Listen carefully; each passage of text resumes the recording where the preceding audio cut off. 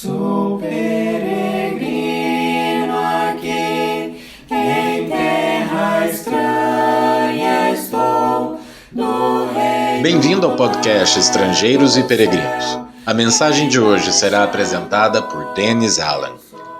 Hoje, depois de refletir sobre a viva esperança, eu darei a resposta à pergunta 750 e uma nova pergunta do dia. Depois das saudações iniciais da sua primeira epístola, o apóstolo Pedro escreveu: Bendito o Deus e Pai de nosso Senhor Jesus Cristo, que segundo a sua muita misericórdia nos regenerou para uma viva esperança, mediante a ressurreição de Jesus Cristo dentre os mortos, para uma herança incorruptível, sem mácula, imarcessível, reservada nos céus para vós outros que sois guardados pelo poder de Deus, mediante a fé, para a salvação preparada para revelar-se no último tempo. 1 Pedro capítulo 1, do versículo 3 a 5. Em poucas palavras, Pedro resumiu aspectos importantíssimos da mensagem do Evangelho de Jesus Cristo. Vamos observar alguns dos pontos que ele apresenta aqui. Primeiro, Deus coopera para nossa salvação.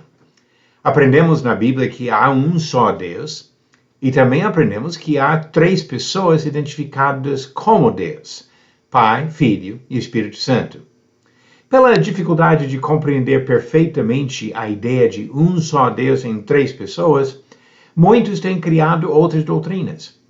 Dificuldades em entender ou explicar um fato nunca são motivos para negar verdades reveladas.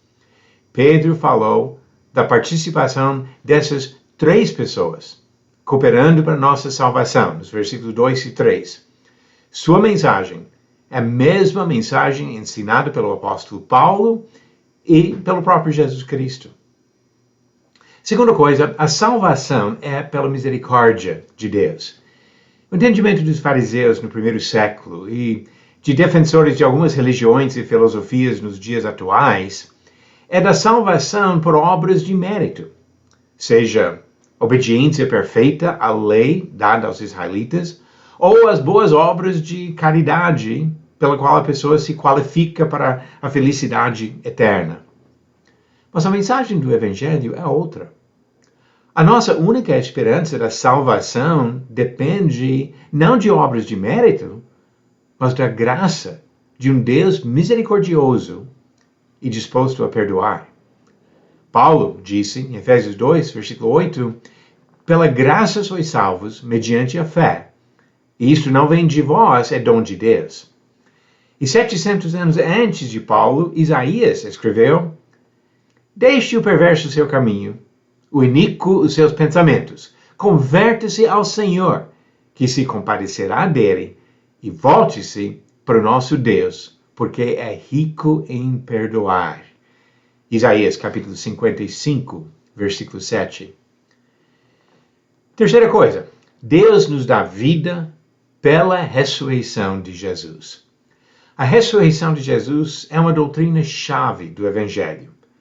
Paulo defendeu a ressurreição e admitiu abertamente que derrubar esta doutrina teria o efeito de destruir a fé cristã. Ele disse em 1 Coríntios capítulo 15, e se Cristo não ressuscitou, é vã a nossa pregação e vã a vossa fé.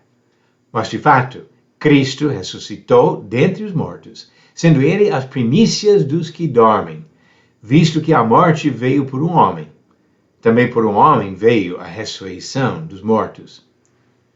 Quando Jesus ressuscitou e venceu a morte, uma vez por todas, ele abriu a porta à vida eterna para todos que decidem segui-lo. Quarta observação nesse texto, Deus nos oferece uma viva esperança. Pedro escreveu para pessoas perseguidas que enfrentavam a real possibilidade de serem mortas por causa da sua fé. Mas ele faz pouco caso deste perigo por confiar na viva esperança. Deus deu vida para Jesus e ressuscitará os seguidores de Jesus.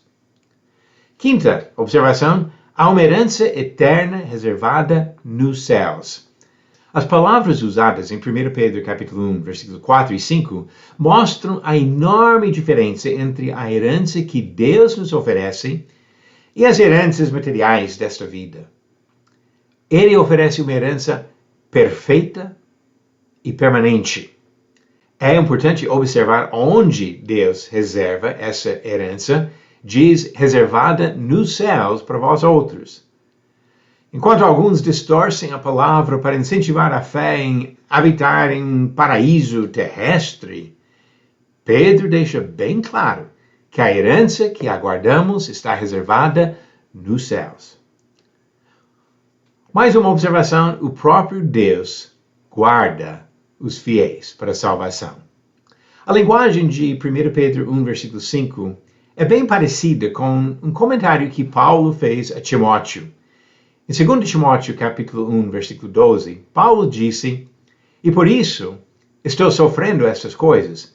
Todavia não me envergonho, porque sei em quem tenho crido, e estou certo de que Ele é poderoso para guardar o meu depósito até aquele dia." Realmente, é Deus que guarda os fiéis para a salvação. A confiante esperança do cristão não depende do seu próprio mérito, e sim da graça de Deus, que é poderoso para ressuscitar seu Filho, de nos regenerar espiritualmente e, no final, de nos ressuscitar para a vida eterna. Bendito seja o Deus que dá para todos nós a possibilidade desta viva esperança. Vamos agora para as perguntas bíblicas do dia. Pergunta 750. Qual profeta ungiu os primeiros 2 reis de Israel? Alternativas: A. Isaías, B. Elias, C. Samuel ou D. Moisés. A resposta certa, alternativa C. Samuel. Nós encontramos em 1 Samuel capítulo 10 que ele ungiu Saul, e no capítulo 16 ungiu o sucessor de Saul, Davi, o 2º rei de Israel. A nova pergunta vem do Novo Testamento. Em qual das suas cartas Paulo disse que avareza é idolatria?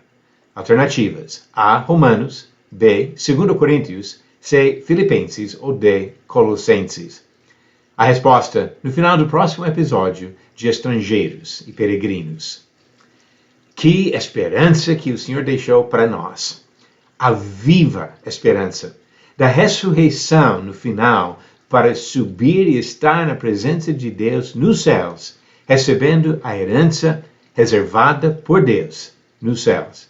Tudo isso possível por causa do sacrifício de Jesus Cristo. Graças a Deus pela viva esperança em Jesus.